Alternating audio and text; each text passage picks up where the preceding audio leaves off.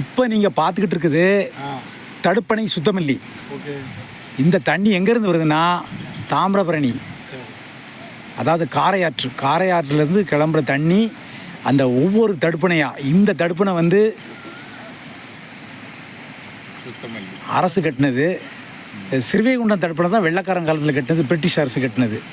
மொத்த தடுப்பணை எங்கேருந்து ஆரம்பிக்கி? ஃபஸ்ட்டு தடுப்பணை அங்கே இருக்குல்ல, பானாசில் இருக்கிறது தலையணை. அதுக்கடுத்தது வெள்ளாங்குழியில் ஒன்று இருக்குது, நதி உண்ணி கால்வாய்ப்பாங்க. அப்படி ஒன்றுன்னா வர ஸ்ரீவைகுண்டம், அப்புறம் சுத்தமல்லி, அப்புறம் இதில் இருக்க கல்லூரில் பழவூரில் ஒன்று இருக்குது, பழவூரில் ஒரு தடுப்பணை. இதெல்லாம் தடுப்பணை.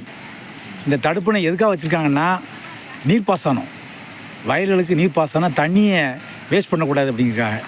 இந்த தண்ணி எல்லாமே எங்கே கலக்குது? புன்னக்காயலில் பூங்குளன்னு ஒரு இடத்துல வங்காள விரிகுடாவில் கலக்குது. இப்போ நாங்கள் இருக்கிற இடம் வந்து சுத்தமல்லி. அதை பாருங்கள், டனல் எப்படி பாருங்க போயிட்டுருக்கு. ஆமாம்,